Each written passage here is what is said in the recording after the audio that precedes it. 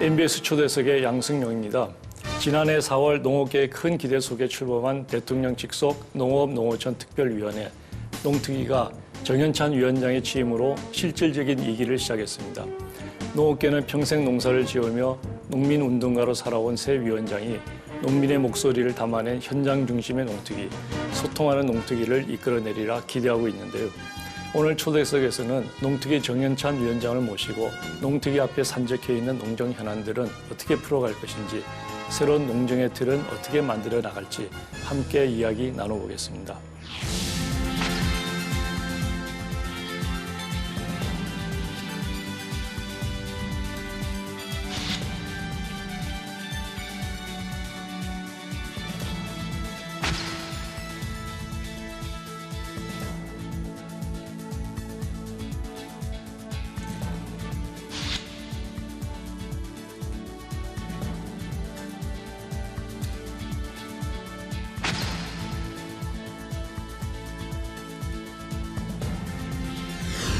대통령 직속 농업-농어촌 특별위원회, 줄여서 농특위라고 하죠.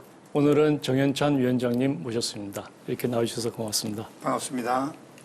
지난해 4월 농업계의 큰 기대 속에 출범을 한 농특위의 새로운 수장으로 이제 6월 달에 취임을 하셨는데요.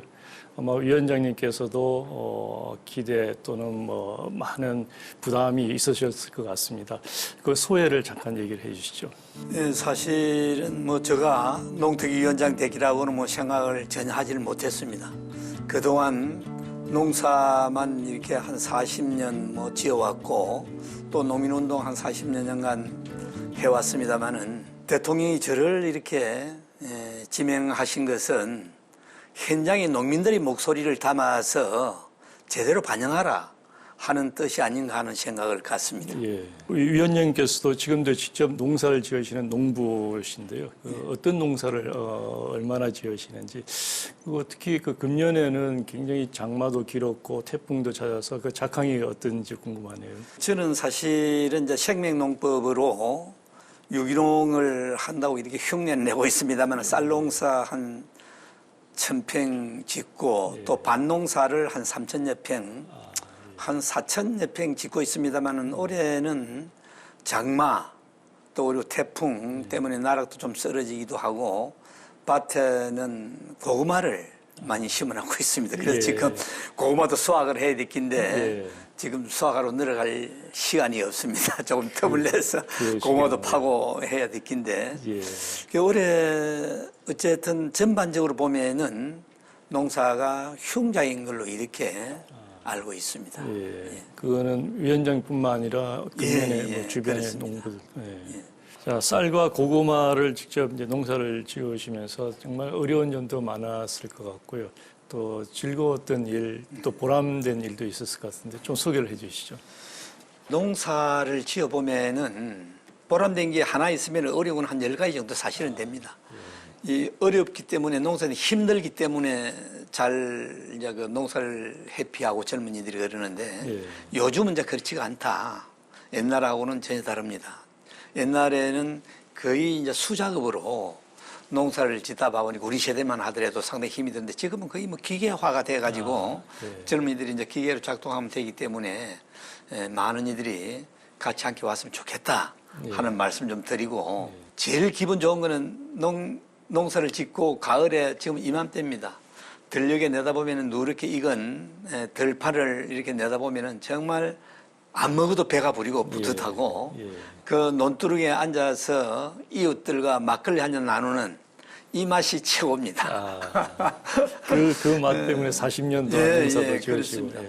그리고 사실은 힘들었던 거는 농사를 지어서 자기 자식같이 이렇게 애중에 키운 것들을 팔로가 없어서 현장에서 노타리 치고 폐기 처분할 때 정말 마음 아프고 힘든 그렇겠습니다. 이런 게 있습니다. 그래서 강의 생산이 됐을 때 다른 거와 달라가지고 그때가 저 기억으로는 농사지으면서 그때가 제일 힘들었다 하는 말씀을 드릴 수가 있습니다. 그리고 이제 제가 지금 이제 개인적으로는 한 1000여 평 쌀 농사를 지어놨고 또 고구마 농사, 양파 농사 한 3000여 평, 이렇게 짓고 있는데 지금 저 고구마는 제가 다음 주에 내려가면 좀 수확을 하려고 하고 있는데 그 이제 요즘은 농사를 지어도 맛이 없으면 소비자들이 잘 안 먹습니다.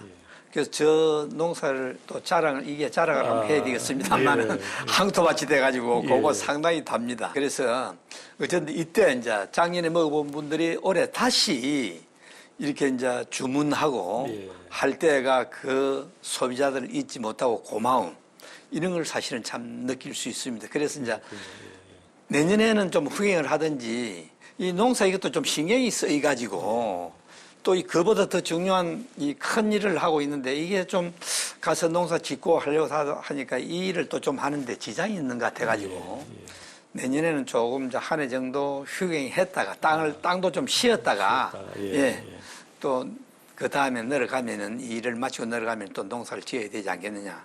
사람도 휴식이 필요하지만 땅도 좀 그렇군요. 계속 이렇게 뽑아먹기만 주인들이 막 뽑아먹고 땅을 쉴 수 없도록 해서 좀 쉬도록 하려고 생각하고 있습니다. 그렇군요.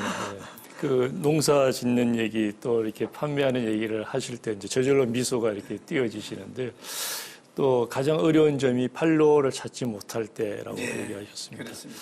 최근에 이제 우리 코로나 때문에 그 친환경 농업이 특히 어려운데요. 그 친환경 농업의 그 유통과 판로 문제, 그걸 어떻게 해결해야 될까요? 농산물 유통이 제일 어렵습니다. 사실은. 그래서 이 물류 비용도 많이 들고 해서 아무래도 인건비가 좀 비싸고 해서 여기 제대로 좀 풀려고 하면은 도시 소비자와 생산자가 직거래하는 방식이 제일 좋습니다. 그래서 바로 도시에 있는 소비자들이 그 농민들한테 이렇게 이제 주소만 이렇게 잘 알면은 해서 바로 생산자가 소비자한테 직접 붙이면은 요즘 뭐 택배비 5,000원이면 되는데 이 예를 들어서 공판장에 가거나 어딜 다른 데를 이렇게 거치게 되면은 그 물류 비용 때문에라도 20% 30%까지 이게 그 농산물 가격을 더 비싸게 주고 살 수밖에 없는 이런 유통 구조가 그렇게 되어 있기 때문에 앞으로는 이런 것들을 해결하기 위해서는 직거래 운동을 많이 해야 된다. 앞으로 소비자와 생산자가 직접 거래할 수 있도록 직거래 행식이 제일 바람직하다 하는 생각을 갖고 있습니다. 자, 취임 직전까지는 그 백남기 농민 기념사업의 이사장으로 동분서주 하셨는데요. 사건 직후에 그 병원에서 1년간 지켰던 그 일하는 농업계에서 아직도 회자가 되고 있습니다. 그때 참 참담했던 심정이 있었을 것 같은데요. 어떻습니까? 그때 백남기 농민과 더불어 전국에 있는 많은 농민들이 쌀값이 20년 전보다도 더 훨씬 떨어지기도 하고 또 농민들이 농사를 지어서 먹고 살 수 없는 이런 상당히 어려움에 처해 있었습니다. 쌀값이 제대로 받지 못해서 많은 농민들이 현장에서 서울로 올라왔습니다. 그러는 가운데 그 진압을 하면서 물대포에서 직사를 함으로 해서 백남기 농민이 현장에서 쓰러져서 의식을 잃고 바로 서울대병원으로 옮겼습니다마는 그 질로 한 1년간 의식을 한번 깨어나지도 못한 채 우리 곁을 떠나고 말았습니다. 그러는 동안 많은 현장의 농민들과 또 서울에 있는 많은 민주단체들이 130여 개 단체들이 같이 함께 그 백남기 농민의 그 어려움 또 억울한 죽음 이걸 헛되지 않게 하기 위해서는 같이 함께 해야 된다는 이런 뜻을 같이 함으로 해서 나중에는 촛불 1,700만 촛불이 이어지라는 이런 정말 계기를 만들지 않느냐는 생각을 갖습니다. 그렇군요. 그렇게 그 농민으로서 또 농민운동의 대부로서 오랜 기간 또 현장과 늘 함께 해왔던 이력 때문일까요? 농특위 위원장으로서의 그 현장의 목소리를 잘 달아낼 수 있을 것이다. 이런 기대가 많은데요. 그렇지 않아도 제가 이렇게 이제 대통령의 부름을 받고 급하게 이제 올라왔습니다. 사실은 제가 이제 하순에서 텃밭을 이렇게 이제 가꾸면서 전화를 뭐 한 5시경 돼서 받았습니다만은 받고 바로 그 다음 날 서울 올라왔습니다만은 이게 이제 소문이 나고 현장의 농민들이 많은 기대 또 우려 우려가 상당히 많습니다. 그러나 지금도 현장에서는 많은 기대를 가지면서 또 민원성도 많고 예. 지금 어쨌든 저한테 그런 기대는 큰 것 같습니다. 그래서 예. 그 농민들이 기대에 전체 미치지 못하더라도 최선을 다해서 하려고 노력하고 있습니다. 예.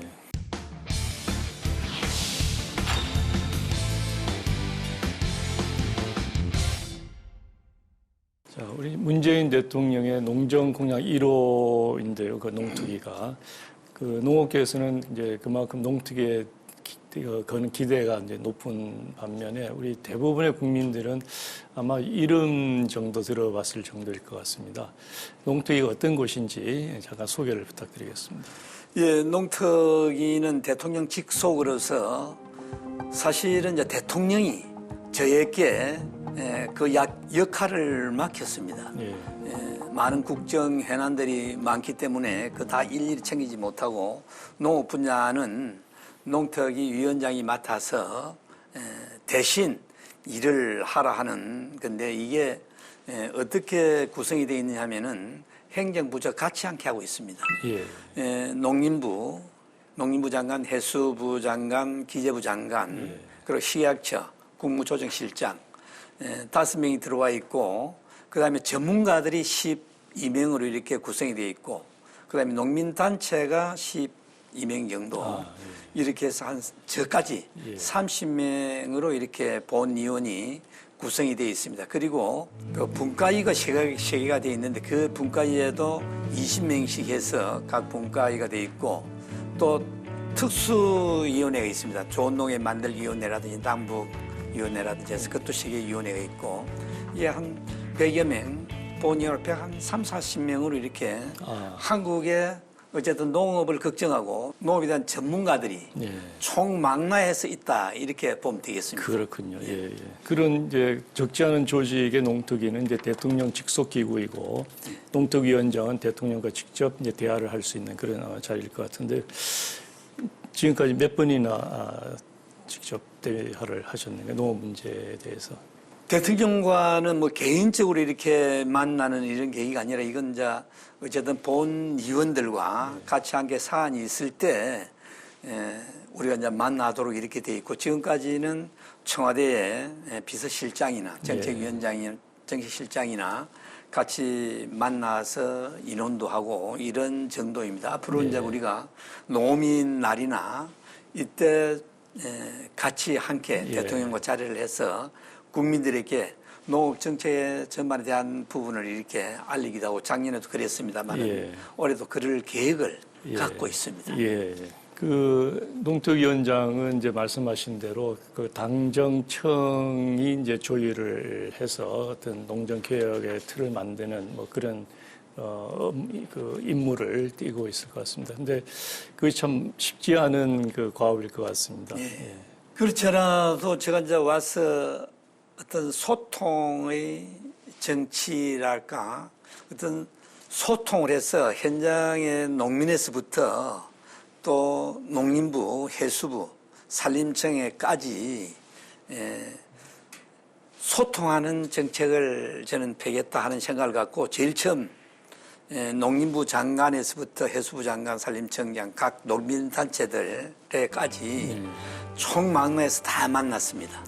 만나서 어쨌든 중요한 거는 지금까지의 농업 정책은 경쟁 중심 또 돈의 어떤 중심인데 지금 대통령께서도 어쨌든 지금 농업은 사람 중심, 환경 중심으로 가야 된다 하는 국정과제를 이렇게 말씀을 하셨는데 마찬가지입니다. 지금은 생명의 어떤 산업은 돈으로 계산하는 게 아니라 생명의 그 어떤 소중함, 생명을 지키기 위한 농업으로 가야 된다. 그래서 그런 쪽으로 어쨌든 정책 방향을 바꾸려고 생각을 하고 있습니다. 예. 우리 위원장님께서 취임을 해서 이번 정부 농특위에 이제 실질적인 이기를 맞았다 이렇게 볼 수 있는데 이제 새롭게 진영도 아마 갖추셨을 것 같습니다.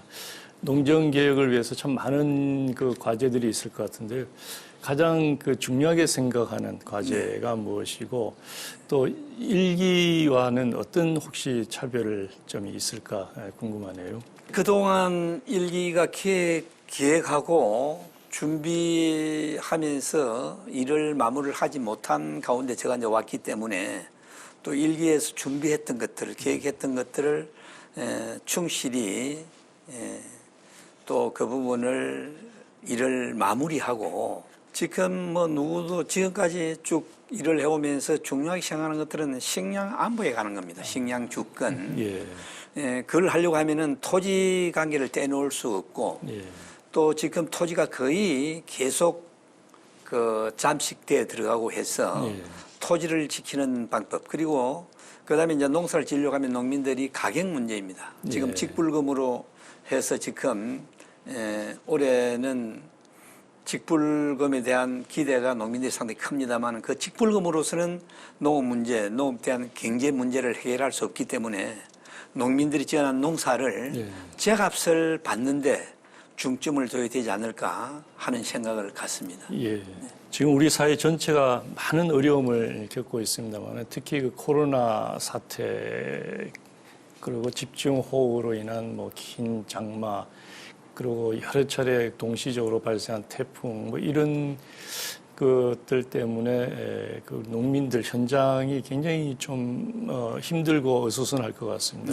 현장의 모습을 조금 전해 주시죠. 지금 코로나 또 그리고 태풍으로 인해서 전 국민이 지금 뭐 고통에 빠져 있고 어려움을 겪고 있습니다만은 농민도 예외는 아닙니다.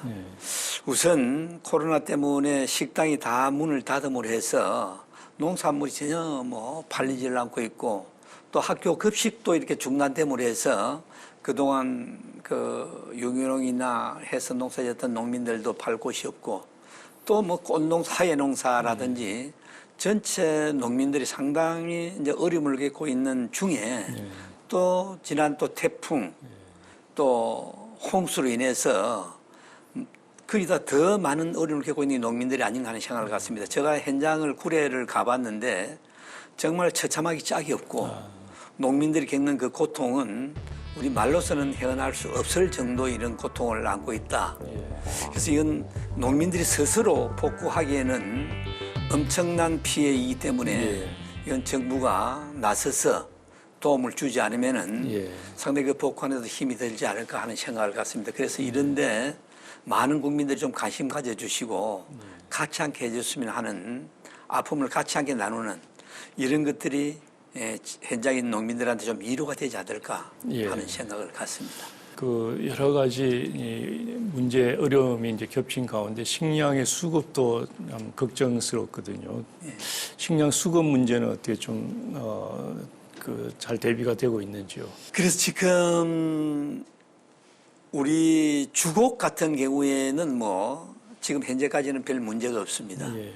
그러나 채소류 종류나 그 주에 다른 이제 부식 같은 경우에 상당히 어려움이 있고 지금도 이제 거기에 대해서 지금 뭐 강원도 고냉지 배추나 여러 가지 또 남쪽 지방에 또 채소 같은 게 홍수로 인해 썰어감을 해서 많은 차질이 이제 우려되고 있고 그런 농민들의 피해가 바로 국민들한테 그 피해가 전가되지 않는가 그런 농산물이 흉작이 됨으로 해서 또 국민들은 그걸 또 못 구하고 제때에 조달이 되지 않기 때문에 더 어려움을 겪고 있지 않는가 하는 생각을 갖습니다. 코로나19 사태가 이제 전 세계적으로 번지면서 그 인력 문제라든지 또 식량의 수출입 같은 이런 것들이 전부 어려움을 겪고 있어서 식량 안보에 대한 그 우려가 점점 커지고 있거든요. 거기에 대해서는 농특위에서는 어떻게 인식을 하고 계시는지? 그래서 이번에 이제 코로나로 인해서 국제적으로 곡물이 이렇게 이동이 자유롭지가 못합니다. 그래서 앞으로도 우리가 이 지구상에 올해도 상당히 그 홍수 때문에 많은 곡물이 또 농가 그 소출이 감소될 걸로 예상이 됩니다만은 앞으로 우리 국내 농산물을 제대로 자급자족하지 않으면은 예. 사실은 돈이 있어도 사 먹지 못하는 앞으로 이런 큰 재앙을 대비해서라도 어쨌든 식량 작업은 법제화하고 예. 식량 안보에 대한 것들을 미리 준비하지 않으면 안 된다. 예. 그래서 저희들이 항시 요구하는 것들이 바로 그겁니다. 식량 안보라는 얘기는 또 식량 작업이라는 것은 농민을 위한 것이 아니라 이 땅에 모든 먹거리를 먹고 사는 국민들의 문제이기 때문에 예. 이 농업에는 투자할 가치가 있다 하는 얘기를 제가 항시 하고 있는데, 그래서 이건 농민만의 문제가 아니라 전체 국민들의 문제이기 때문에 국민들 모두가 이 식량에 대해서는 가치 않게 관심을 가져줬으면 하는 이런 바람입니다. 예. 코로나 팬데믹이 이제 역설적으로 우리 식량안보의 중요성을 다시 한번 일깨워준 계기가 됐었는데요. 그 식량안보 법제화가 오랫동안 이제 농업계하고 우리 일반 국민들의 바람이었는데 그게 그렇게 잘 안 되거든요. 네. 식량 안보를 정부가 책임지고 한다. 여기까지는 됐는데 네. 그 구체적으로 목표 수준을 정하는 것이 그렇게 어려운데 이번 농특위에서는 그 문제가 조금 전향적으로 발전이 있을까요? 그렇습니다. 이번에 전 개인적으로 농특위 위원장으로서 이번에 이것만 꼭 해야 되겠다는 게 바로 식량 안보에 관한 문제고 식량 작업에 관한 문제입니다. 예. 그래서 이 문제는 꼭 어떤 일에서 이번에 어쨌든 또 대통령께서도 농업에 대한 관심이 깊고 또 농업이 사람 중심, 환경 중심이라는 말씀을 했는데 그 안에는 모든 것을 담고 있습니다. 예. 사람 중심이라는 게 바로 식량은 우리 사람들이 식량을 먹지 않고는 살지 못하기 때문에 어떤 사람이 최우선 돼야 된다 하는 이런 내용이 담겨져 있기 때문에 그러기 위해서는 우리가 외국에 손을 벌리지 않더라도 우리가 작업할 수 있는 식량에는 걱정하지 않을 수 있도록 토지 문제든지 식량 문제를 같이 함께 고민해서 저는 꼭 풀어야 되겠다. 지금까지는 이런 말만 무성했지 제대로 실천하지를 못했는데 이번에는 이런 게 꼭 만들어야 되지 않냐 하는 생각을 갖고 최선을 다할 생각을 갖고 있습니다. 예, 우리 위원장님의 농특위에서는 그걸 한번 기대를 해보겠습니다. 우리 위원장님께서 평소 이제 친환경 농업, 그 위원장님 스스로도 친환경 농업을 하고 계시고요. 그래서 관심과 애정이 이제 남다를 것 같은데 이번 그 코로나 사태로 친환경 농가들이 특히 많은 어려움을 겪고 있는 것 같습니다. 이 문제를 어떻게 좀 해법이 있을까요? 앞으로는 친환경은 일부 농민들만 하는 지금 한 친환경이 1조 원대 됩니다. 시장이. 그래서 이런 아주 지금도 이제 미비한데 이걸 앞으로는 전체 우리 농토 전체를 살려서 땅을 우선 살려야 됩니다. 살려서 친환경으로 농토 전체가 지금은 이제 GAP로 계속 농림부에서 권장하고 이렇게 하고 있는데 GAP는 그 문제가 제초제를 또 GMO를 규제하는 법이 없습니다. 그래서 GMO가 들어가도 관계가 없고 제초도 관계가 없는 게 사실은 GAP인데 그래서 GAP를 한 단계 업그레이드 시켜서 전 농토가 유기농으로 갈 수 있도록 하는 정책이 펴져야 된다. 앞으로는 그렇게 환경 문제도 해결이 되고 지금까지 농약 또 화학비료 이로 인해서 정말 물, 땅 할 것 없이 환경을 다 오염시켰는데 이제는 앞으로 유기농으로 갈 때만이 자연과 자연 생태계를 살려내고 인간과 자연이 같이 함께 공존하는 이런 사회로 가는 게 바로 유기농이다 하는 생각을 갖습니다. 예. 자, 코로나19가 우리가 사는 모습을 많이 바꾸고 있고 또 많은 영향을 주는데 농업 부분에서도 많은 영향을 주는 것 같습니다. 특히 우리 외국인 노동자들의 이제 입국이 어려워지면서 그 농업 인력 수급에 큰 차질이 있는데 이 문제에 대해서는 어떤 해법이 있을까요? 이 부분은 외국 노동자들이 이번 코로나로 인해서 이제 돌아감으로 해서 농촌 현장에 지금 현재 인력이 없어 농사짓는데 상당한 문제를 가지고 있습니다. 그러나 이거는 그 근본적인 문제를 해결하는 데는 상당히 거리가 멉니다. 왜 그러냐면은 이건 단순히 지금 현재 농사를 짓고 있는 이 틀에서 보면은 그런데 지금 근본적인 문제는 농촌에 농사 짓는 젊은이들이 들어와야 합니다. 예. 들어오지 않고 외국 노동자에 의존해서 농사를 짓는 것은 임시 방편이고 실제가 농촌을 살려고 하면은 도시에 있는 젊은 청년들이 농촌도 들어와서 농사 지을 수 있도록 하는 게 중요한데 그러려고 하면은 우선 경제적인 거, 문화적인 거, 의료, 교육 이런 것들이 해결되지 않고서는 도시에 있는 젊은이들이 농촌으로 들어오기는 상당히 힘든 거 아닌가. 또 농촌의 인력 문제를 해결하는 것도 상당히 힘든다는 생각을 갖습니다. 그렇군요.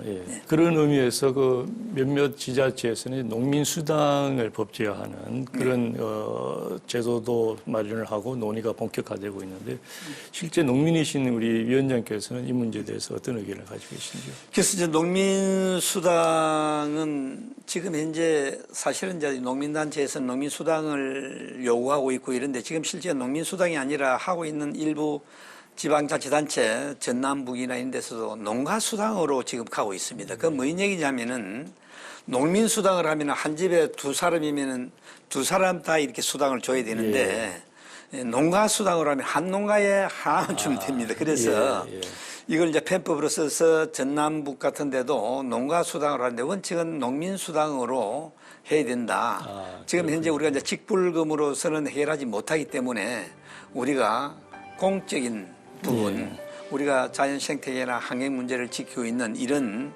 것들을 수당으로 지급해야 된다 하는 농민들의 요구입니다. 그래서 일부 지금 강력단체, 지자체단체에서 하고 있는데 이거는 전 지방자치단체나 강력단체가 하루빨리 실행해야 된다고 봅니다.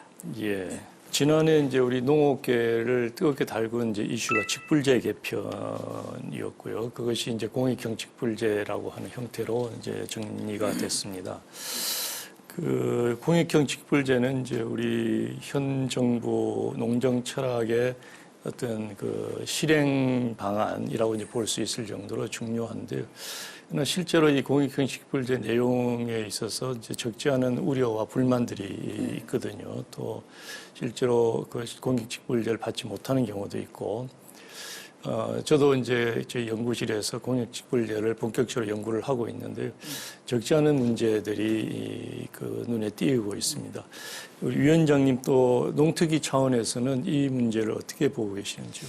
그래서 이제 이게 이제 직불금이 올해 이제 처음 시행을 하다 보니까 상당히 이제 착오들이 생기고 피해 농민들이 속출하고 상당히 이제 참 어려운 현장의 농민들을 이제 그 어렵게 피해 농민들을 구제를 할 수 있는 방안이 있어야 된다고 보는데 농림부의 이제 부처의 입장은 그렇습니다. 부정수급하는 이런 것들을 막으려고 하다 보니까 이제 선의의 피해자가 이제 생기고 그러는데 그 뭐냐면은 17년, 18년, 19년도에 직불금을 받지 않는 논에 대해서는 지급하지 않는다. 요런 게 이제 우선이 돼가지고 그 3년 동안에 직불금을 받지 못했더라도 올해 이렇게 농사를 지면은 받도록 해야 되는데 그렇게 하면은 도시에 있는 투기한 사람들이 이 직불금을 준다 그러기 때문에 이 사람이 부정수급하는 경우가 생기기 때문에 또 그리고 예산이 한정되어 있기 때문에 상당히 어려움이 있다 하는 부처의 입장을 들었습니다마는 어쨌든 부정수급은 철저히 막아야 되고 또 앞으로 또 선의의 피해자가 생기지 않도록 또 앞으로 그 구제를 해야 된다는 생각을 갖습니다. 그 부정수급을 막는 것은 뭐 이제 그 당연한 일인데 그것 때문에 그 선의의 피해자가 생길 수도 있고 또 귀농 정책에 역행하는 그런 것이 생기면 좀 곤란할 것 같습니다. 특히 좀 귀농하는 분들의 가장 큰 어려움이 농지를 구하기가 어려운 뭐 그런 문제인데 한편으로 우리 정부는 귀농을 유도하고 촉진하는 정책을 펴면서 또 한편으로는 그에 상충하는 그 직불제를 가지고 있는 것이 이게 어떻게 조화를 이루어야 될까 이런 과제가 있을 것 같습니다. 곧 하루빨리 개선해야 된다고 봅니다. 한마디로. 왜 그러냐면은 농촌 농민들을 계속 이제 떠나는 농촌을 들어오는 농촌으로 만들려고 하면은 새롭게 들어오는 농민들을 환영하는 반갑게 맞이하는 이런 준비가 철저히 돼 있어야 됩니다. 예. 그렇게 하려고 하면은 지금 이제 직불금이나 또 즐거움 아니더라도 문화나 그 편의 시설이나 이런 것들이 이제 갖추어져야만이 도시에서 농촌으로 들어오는데 있는 이런 제도도 들어오는 사람들한테 이렇게 냉대하고 하면은 오히려 촌으로 들어오는 인력을 막는 계기 되기 때문에 하루빨리 그런 제도들은 풀어져야 된다고 봅니다. 예. 직불금 수령하는 문제에 있어서도 이제 그런 좀 불일치가 있었습니다만은 그 농사를 짓는 사람과 농지를 소유한 사람이 이제 다른 그런 문제 때문에 실제로 우리 농업의 활력이 될 수 있는 귀농자들이 그 농업에 접근하는데 어려움을 많이 겪고 있습니다. 이 문제에 대한 어떤 근본적인 해결책은 어떻게 이제 보십니까? 지금 땅 문제는 어제 오늘의 문제는 아닙니다. 땅은 원래 헌법에도 굉장히 유전 원칙에 의해서 농사 짓는 사람이 땅을 이제 가지도록 이렇게 헌법에도 명시되어 있는데도 불구하고 도시 근교는 도시에 있는 그 투기꾼들이 거의 다 땅을 잠식하고 투기로 이렇게 전략해버리는 이런 경향이 상당히 많습니다. 지금 그러는 가운데 우리가 지금 농특위에서 전국에 이제 몇몇 군데를 토지 조사를 하고 있습니다. 경기도, 경남 이렇게 해서 그래서 이걸 이번에 정말 이제 조사를 해보고 표본을 몇 군데 해보고 이것도 하는데도 상당히 반발이 심합니다. 지역에서 오히려 조사원들이 조사를 하지 않으려고 하고 있고 이장들이 이런 경향이 있는데 어쨌든 이제 땅은 농사 짓는 농민들이 가져야 되도록 법을 보완해야 합니다. 앞으로. 그렇지 않기 때문에 거의 비업무용으로 계속 땅이 잠식되어 가고 공장이나 뭐 이런 데로 해서 그래서 앞으로 이제 어쨌든 지금은 헌법 정신에 입에되는 것들은 철저히 법으로 보완해서라도 땅은 농사짓는 농민들에게 돌아갈 수 있도록 하는 게 우리 농특위에서 기초조사를 하고 있는 게 바로 그 목적을 두고 하고 있습니다. 예, 그렇군요. 네.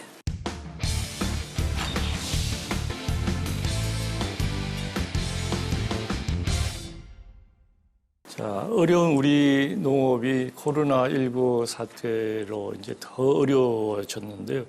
또 한편에서는 그 우리 농업이 가지고 있는 여러 문제점들이 드러나서 그 풀어야 되는 문제가 좀 명확해진 뭐 그런 감도 있습니다.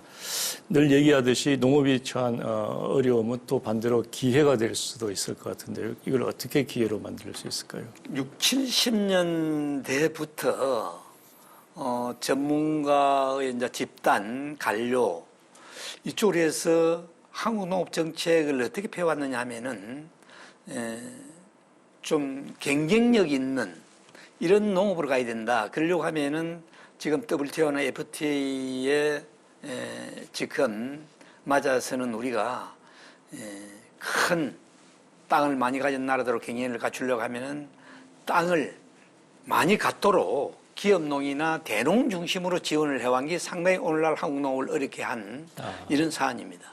그렇게 해서 지금 이제 하학농법이나 이걸로 인해서 모든 농토를 다 버려놓고 지금 상당히 이제 어려운 처지에 놓여 있는데 앞으로는 대통령이 사람 중심, 환경 중심이라는 얘기는 바로 거기 있습니다. 우리가 이 농사는 생명산업인데 여기에 어떤 수지가 맞거나 안 맞거나 또 경제 논리로 접근한다거나 하는 건 아주 잘못됐다.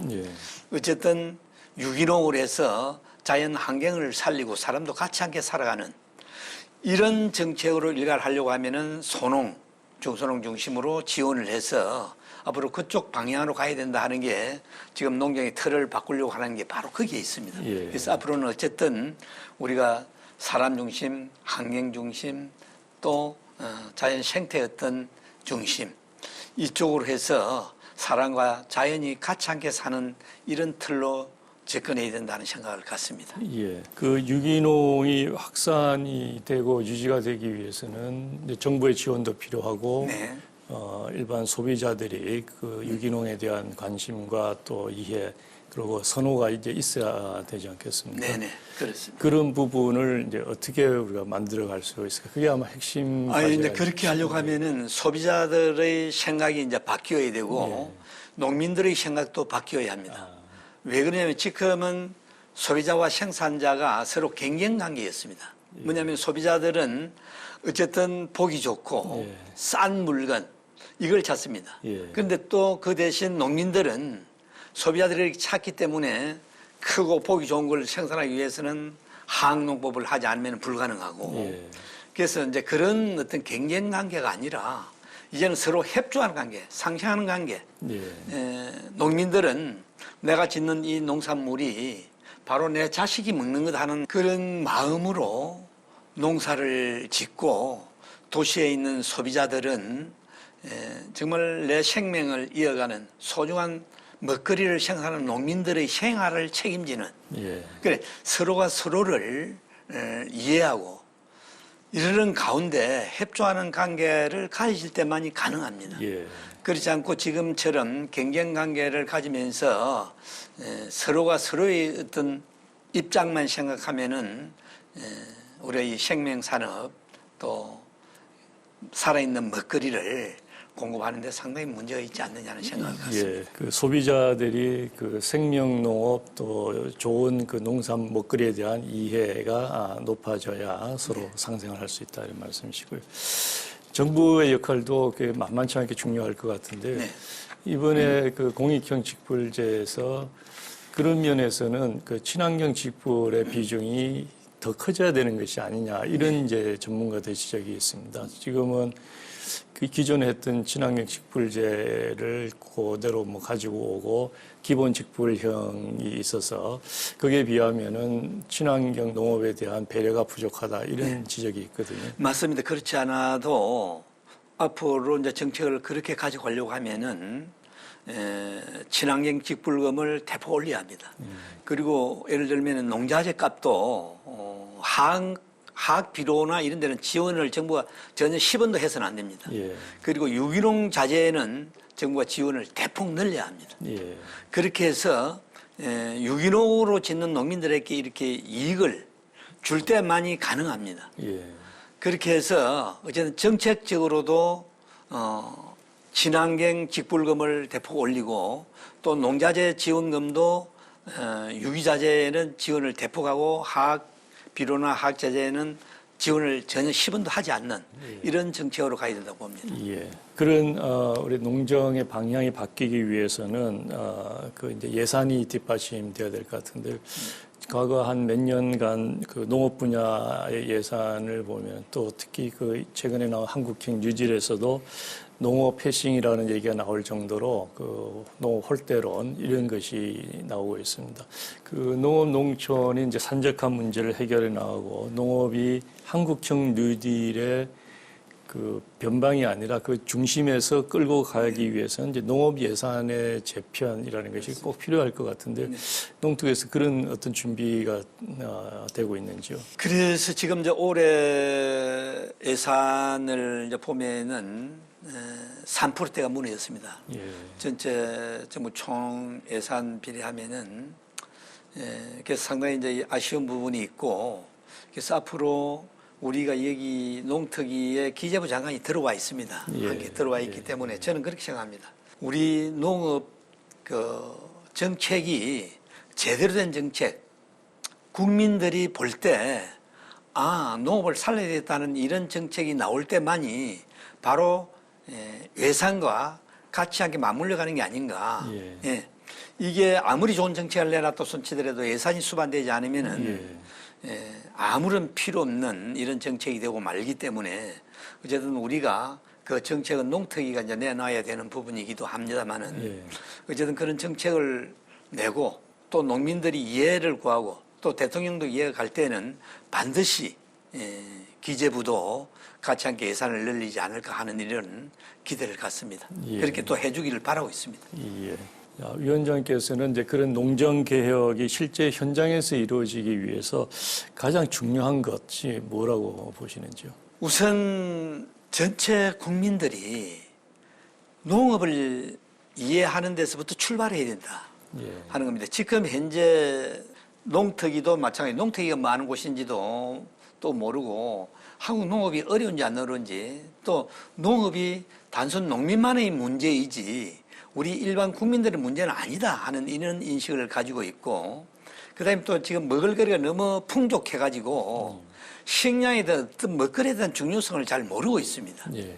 그래서 이 농업을 살리려고 한 데는 농민만 이렇게 발버둥 친다고 되는 게 아니라 바로 국민들이 같이 함께 할 때만이 농경의 계획의 틀을 바꿀 수 있다 하는 생각을 갖습니다. 그래서 그렇게 바꾸려고 하고 또 농민들을 이해시키려고 하면은 바로 살아있는 먹거리를 생산할 때만이 일반 국민 대중들도 농업을 이해하지 않을까 하는 생각을 갖습니다. 예. 자, 저 역시 국민들이 우리 농업에 이제 무관심한 것 정말 이제 심각한 일이라고 생각을 하고, 또 이 부분을 어떻게 바꿀 수 있을까 많은 그 고민을 하고 있는데, 이 농특위 차원에서는 그 어떤 이 부분을 어떤 방식으로 그 국민들의 이해를 높이고 인식을 바꿔 나가고, 그런 혹시 그 논의가 뭐 이루어지고 있는지요? 아니, 그건 뭐 핵심입니다. 우리가 지금까지는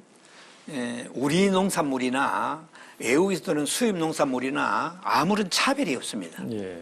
그러니까 이제는 차별화된 농사를 지어야 된다. 일반 국민들이 볼 때, 아이, 뭐, 우리 국내산이나 외국에 들어온 수입 농산물이나 그게 극인데 다 같이 몸에 해롭고 먹을 만한 먹거리가 없다. 이렇게 인식되면은 전혀 국민들이 한국 농업을 이해할 수가 없습니다. 예. 그래서 우리 농민들이 반드시 이제는 차별화된 수입 농산물과 다르다. 수입 농산물은 정말 그동안에 들어오면서 많은 방부제나 많은 농약, 살충제, 살구인제를 쳐서 이렇게 들어왔기 때문에 상당히 국민들 건강을 책임질 수 없지만은 우리 국내 농산물들은 살아있는 먹거리이기 때문에 우리 국민들 건강을 책임질 수 있다 하는 이런 차별화된 농산물을 생산할 때만이 국민들이 바로 우리 한국 농업을 이해하지 않을까 하는 생각을 갖습니다. 예. 농업이 살기 위해서는 소비자하고도 이제 소통을 하셔야 되고, 예. 농민들하고도 소통을 해야 되는데, 농특위에서는 그런 소통을 위해서 어떤 계획들을 하고 계신지요? 작년에도 그 원탁 회의를 쭉 돌아가면서 전국적으로 다 했습니다만은 올해도 지금 그 실무 준비를 거의 끝냈습니다. 이 관계는 소통이 제대로 되지 않고서는 안 됩니다. 그 소통을 하기 위해서는 사람을 만나야 됩니다. 그래서 우리가 이제 만나는 것은 농민만 이렇게 만나는 게 아니라 바로 행정부 또 기관 단체, 소비자, 농민 전체가 같이 함께 한국 농업을 놓고 같이 함께 고민하는 자리다. 예. 예.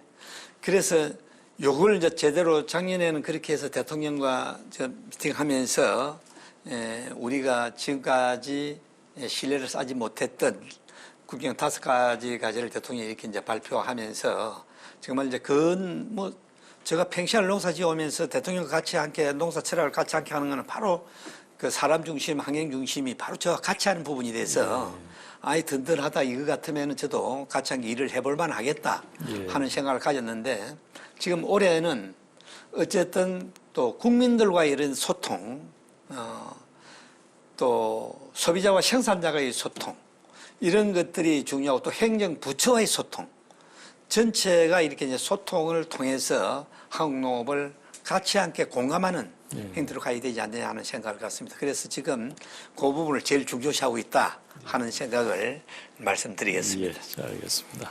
마지막 질문이 되겠습니다. 오늘 그 방송을 지켜보셨을 농업인들 그리고 일반 국민들께 하시고 싶은 얘기가 있으면 해 주십시오. 한국 농업이 제대로 바로 서고 또 제대로 도시에 있는 젊은이들이 들어와서 농업을 지키려고 하면은 소통이 되지 않고서는 안 됩니다.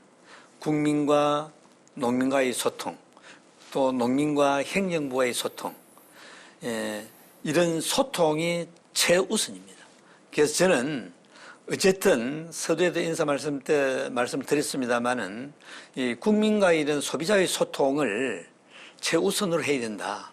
그래서 제가 시간 나면 나는 대로 소비자들이 불러주는 대로 가서 같이 함께 소통하려고 생각하고 있습니다.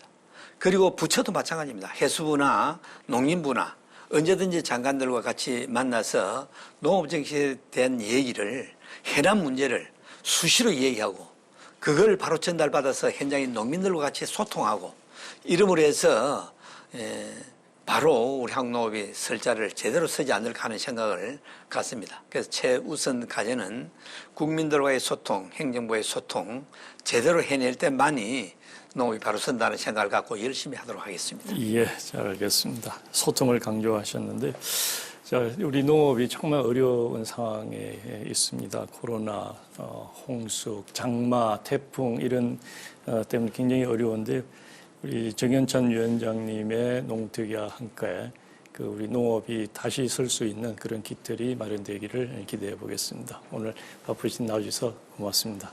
고맙습니다. 새 위원장이 이끄는 농특위를 보는 시선에는 기대와 우려가 공존하고 있습니다. 농업계가 한 마음으로 응원하던 농특위였지만 출범 1년을 지나며 그 기대가 한풀 꺾였고 정부 예산은 물론 한국형 뉴딜 같은 국가정책에서도 농업이 소외되는 것은 아닌지 걱정과 서운함이 있습니다. 그러나 코로나19로 새로운 세계가 만들어지고 있는 지금 농정의 틀을 전환하고 농정개혁을 이끌어낼 수 있도록 농업계는 다시 한번 힘을 모아야 합니다. 정부 당국도 농특위가 제 역할을 할 수 있도록 적극적인 지원을 아끼지 말아야 할 것입니다. 함께해 주신 여러분 고맙습니다.